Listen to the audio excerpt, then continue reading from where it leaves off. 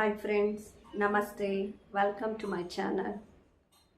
Friends, ನಾನಿವತ್ತು ಹೇಳೋ ಕತೆ ಕೇಳಿದ್ರೆ ನಿಮ್ಮ ಜೀವನ ಅರ್ಧಕ್ಕಷ್ಟು ಅರ್ಧ ಬದಲಾಗುತ್ತೆ ಅಂತಲೇ ಹೇಳ್ಬೋದು.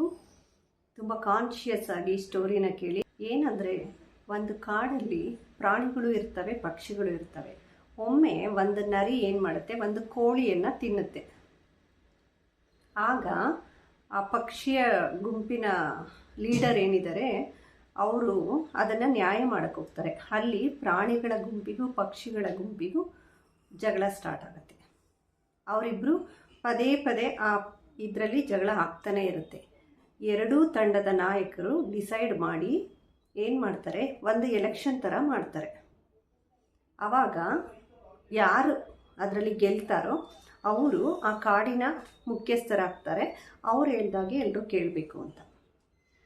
ಈ ರೀತಿ ಎಲೆಕ್ಷನ್ ಸ್ಟಾರ್ಟ್ ಆದಮೇಲೆ ಒಂದು ರೀತಿ ಜಗಳನೇ ಅಂತ ಹೇಳ್ಬೋದು.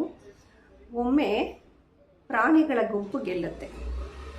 ಬಾವಲಿ ನೀವೆಲ್ಲರೂ ಕೇಳಿರ್ತೀರಲ್ವ, ಅದು ಏನು ಹೇಳುತ್ತೆ, ನಾನು ಪ್ರಾಣಿನೇ, ನಾನು ಪ್ರಾಣಿಗಳ ಗುಂಪಿಗೆ ಹೋಗ್ತೀನಿ ಅಂತ ಪ್ರಾಣಿಗಳ ಗುಂಪಿಗೆ ಹೋಗುತ್ತೆ.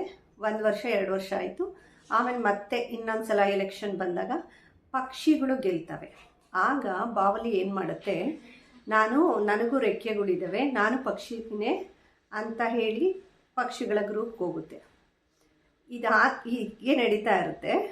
ಒಂದು ಸಲ ಏನಾಗುತ್ತೆ ಅಂದರೆ, ಪ್ರಾಣಿಗಳು ಮತ್ತು ಪಕ್ಷಿಗಳು ಎರಡೂ ಸೇರಿ ಇದು ಯಾವುದೂ ಬೇಡ, ಇಬ್ಬರು ಒಂದು ರೀತಿಯಲ್ಲಿ ಅನುಸರಿಸ್ಕೊಂಡು ಕಾಡನ್ನು ನಡೆಸ್ತಾ ಹೋಗೋಣ ಅಂತ ಮಾತಾಡ್ತಾರೆ. ಆಗ ಬಾವಲಿಗೆ ಪೀಕ್ಲಾಟ ಸ್ಟಾರ್ಟ್ ಆಗುತ್ತೆ. ಯಾಕೆಂದರೆ ಇದು ಗೆದ್ದವರ ಪಕ್ಷ. ಒಂದು ರೀತಿ ಸಮಯ ಸಾಧಕ ಅಂತಲೇ ಹೇಳ್ಬಹುದು. ಪ್ರಾಣಿಗಳು ಗೆದ್ದಾಗ ಪ್ರಾಣಿ ಕಡೆಗೆ, ಪಕ್ಷಿಗಳು ಗೆದ್ದಾಗ ಪಕ್ಷಿ ಕಡೆಗೆ, ಈ ರೀತಿ ಪಕ್ಷ ಬದಲಾಯಿಸ್ತಾ ಇರುತ್ತೆ. ಇದನ್ನು ನೋಡಿದ ಪ್ರಾಣಿಗಳು ಮತ್ತು ಪಕ್ಷಿಗಳು ಎರಡೂ ಒಂದಾಗಿ ಖುಷಿಯಾಗಿ ಒಟ್ಟಿಗೆ ಇರೋಣ ಅಂತ ಮಾಡಿದಾಗ ಅವೆರಡೂ ಮಾಡೋ ಮೊದಲನೇ ಕೆಲಸ ಏನು ಅಂದರೆ, ಆ ಬಾವಲಿಯನ್ನು ಹೊರ ಹಾಕ್ತಾರೆ. ಪಕ್ಷಿಗಳಿಗೂ ಅಲ್ಲ, ಪ್ರಾಣಿಗಳಿಗೂ ಅಲ್ಲ ಅನ್ನೋ ರೀತಿ ಕಾಡಿನಿಂದ ಹೊರ ಹಾಕ್ತಾರೆ. ಆಗ ಬಾವಲಿ ಆ ಗುಂಪಿಂದ ಆಚೆ ಬರುತ್ತೆ.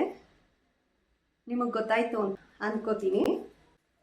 ಏನಂದರೆ, ಇಲ್ಲಿ ನಮ್ಮ ಈ ಕಥೆಯಿಂದ ನಾವು ಏನು ತಿಳಿಬೇಕು ಅಂತಂದರೆ, ನಮ್ಮ ಜೀವನದಲ್ಲೂ ಕೂಡ ಈ ಥರ ಡಬಲ್ ಗೇಮ್ ಆಡೋವಂಥ ವ್ಯಕ್ತಿಗಳು ತುಂಬ ಇರ್ತಾರೆ. ಅಂಥವರಿಂದ ಎಷ್ಟೋ ಸಲ ನಮ್ಮ ಜೀವನದ ನೆಮ್ಮದಿಯೂ ಕೂಡ ಹಾಳಾಗುತ್ತೆ. ಅದಕ್ಕೆ ನೀವು ಇಂದಿನಿಂದ ನಿಮ್ಮ ಜೀವನದಲ್ಲೂ ಈ ಥರ ಯಾರಾದರೂ ಡಬಲ್ ಗೇಮ್ ಆಡೋವಂಥ ವ್ಯಕ್ತಿಗಳಿದ್ದರೆ ಅವರನ್ನು ಆದಷ್ಟು ದೂರ ಇಡಿ. ಯಾವುದಕ್ಕೂ ಕೇರ್ ಮಾಡ್ದೇ ದೂರ ಇಟ್ಟರೆ ನಿಮ್ಮ ಜೀವನ ಕೂಡ ಚೆನ್ನಾಗಿರುತ್ತೆ. ಈ ಡಬಲ್ ಗೇಮ್ ಆಡೋ ವ್ಯಕ್ತಿಗಳು ನಮ್ಮಲ್ಲಿಯೇ ಅಲ್ಲೊಂದು ಇಲ್ಲೊಂದು ತಂದಿಟ್ಟು ತಮಾಷೆಯನ್ನು ನೋಡ್ತಾ ಇರ್ತಾರೆ. ಆದಷ್ಟು ಅಂಥವರಿಂದ ದೂರ ಇರಿ.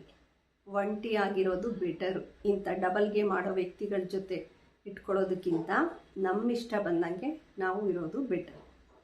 ಈ ಥರ ಡಬಲ್ ಗೇಮ್ ಆಡುವಂಥ ವ್ಯಕ್ತಿಗಳು ನಿಮ್ಮ ಸರೌಂಡಿಂಗ್ನಲ್ಲಿ ಇದ್ದರೆ, ನಿಮ್ಮ ಜೀವನದಲ್ಲಿ ಆಟ ಆಡ್ತಾ ಇದ್ದರೆ, ಯಾವುದೇ ಮುಲಾಜಿಲ್ಲದೆ, ಯಾವುದೇ ರೆಸ್ಪೆಕ್ಟ್ ಇಲ್ಲದೆ ಅವರನ್ನು ನಿಮ್ಮ ಜೀವನದಿಂದ ದೂರ ಇಡಿ. ಯಾಕೆಂದರೆ ಅವರಿಂದ ಯಾವತ್ತೂ ಖುಷಿ ಸಿಗಲ್ಲ.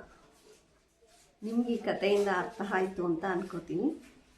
ಫ್ರೆಂಡ್ಸ್, ನಿಮ್ಗೆ ಈ ಕತೆ ಇಷ್ಟ ಆಗಿದ್ದರೆ ಲೈಕ್ ಮಾಡಿ, ಶೇರ್ ಮಾಡಿ, ಸಬ್ಸ್ಕ್ರೈಬ್ ಮಾಡಿ. Thank you for watching.